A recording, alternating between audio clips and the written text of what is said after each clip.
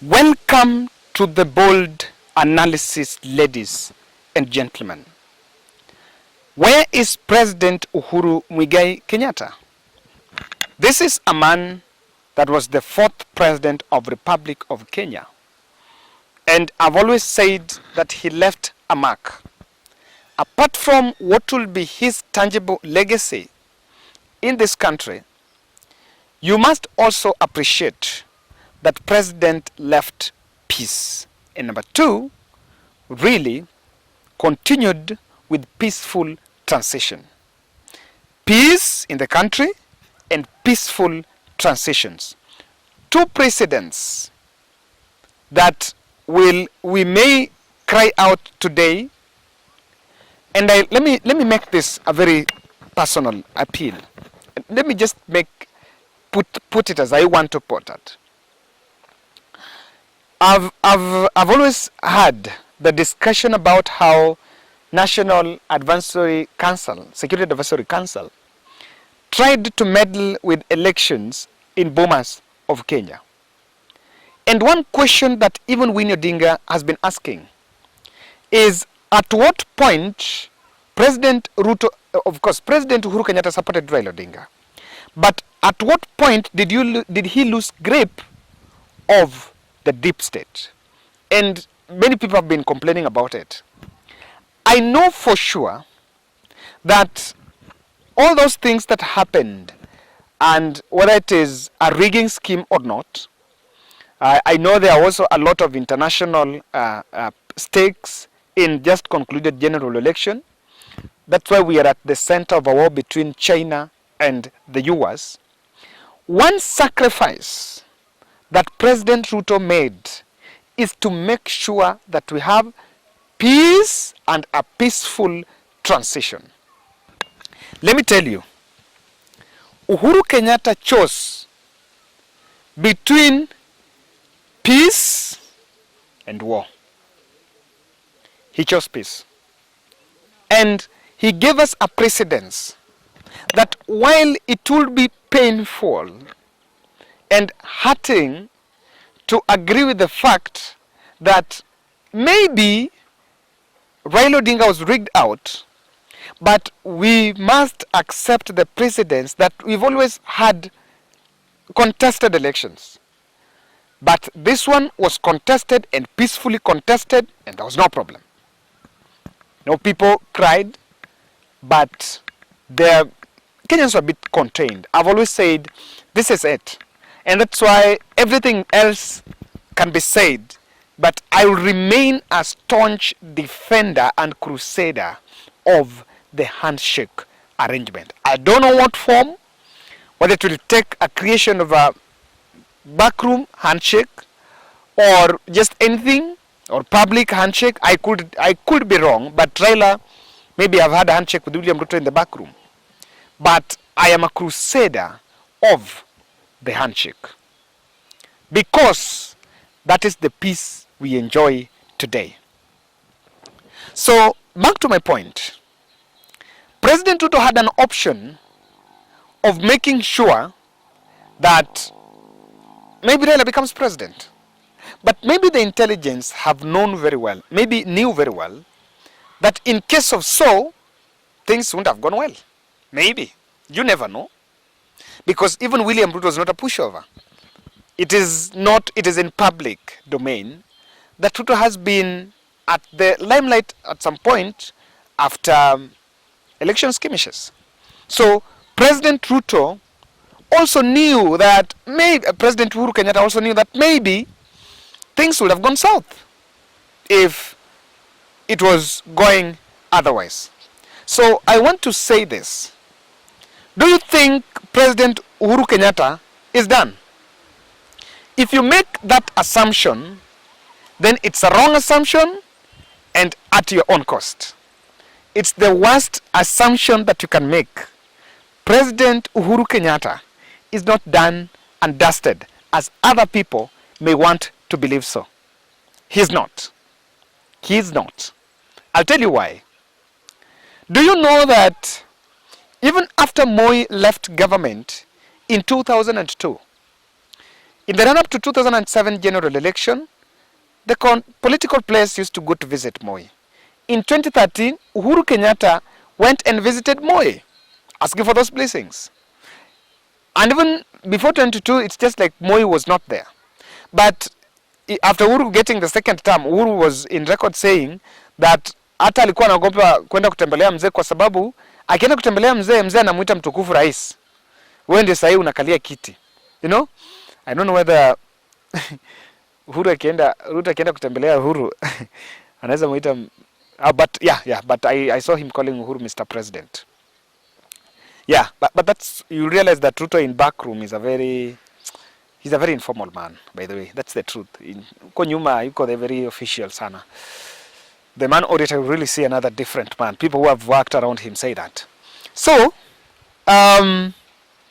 what we have actually seen is not going to be done. That presidents, whether even though they leave power, but their shadow still remains. That's why I can tell you that number one is not in. Another signal that President Uhuru Muigai Kenyatta is not going to leave the scene is in the international roles that he's been playing. You know, this international roles peace mission, that is the DRC one, and the Tigray in Ethiopia, the Horn of Africa, you remember him saying at some point that some of the organizers, or rather the secretariat of EAC, or people who had lobbied for the funds, the people that had squandered the funds that were supposed to facilitate the processes, he was telling them that I was in charge of mobilizing for those funds for these projects, for these peace missions. And if you think I don't have power, then I'm going to tell your leaders. He said that those funds are there. So what am I saying about that? In his mission, or rather in his capacity as a president, Uhuru Kenyatta also had his international footprints. And for me, he had already laid down what would be available for him in the plate. He had already known that, what am I going to do? I may not play Azimio politics anymore because I have to live active politics to enjoy my benefits according to the Constitution 3 months after leaving office. And so what do I need to do? I need to sit back and formulate what I am going to do. The peace mission in Tigray, in Ethiopia, and the other one for the DRC are funded by some donors and some foundations, and people that mobilize those resources are the team, including former President Uhuru Muigai Kenyatta. So that's why I'm saying he's not going to leave. But then, let's look at it this way. So if he's not going to make an exit, what exactly is he going to do? Or what will be his errands? I want you to look at this. Before we delve deep on that, I want to humbly request you to subscribe to our channel, click the notification bell, and like our video. I have a passionate appeal. I like saying it, nikikuja huku, that to these people back here, the people do farming for household, just for household consumption, and it has not turned out well. Christmas I was in Ugenya, and also I visited Sakwamoyo. Is it Moyo? Yes, Sakwamoyo. There, hakuna vitu huku. So continue supporting back home. Back to our analysis. This is my point. Uhuru Muigai Kenyatta will be playing backroom politics behind William Ruto. Why? You know, Rigathi Gachagua and William Ruto have been injecting what, according to me, will be Uhuru Kenyatta's enemies in the previous government. Or there have been this narrative that at one point Uhuru was Uhuru alitutesa, you know, alitutesa that, alitutesa this, alitutesa that. And that's why my position on William Ruto, days after being sworn in, heading to Safaricom and calling for meetings and telling them that, look here, we need to make sure that we are going to reduce, I don't know, fertilizer rates by 50% or so to serve political benefits. It was in order. But I've always said it was mutilation of people's businesses. Fuliza was a product that is being implemented by a bank associated with President William Ruto. That's NCBA. That's also my bank, by the way. Let me also advertise them. So, that's number one. Number two, I want to tell you why he'll have to play back, is mutilation of those businesses. The demonstration of the day. Number two, enemies or people who are against Uhuru Kenyatta being in government will be tempted to destroy what he has put together. I may be wrong.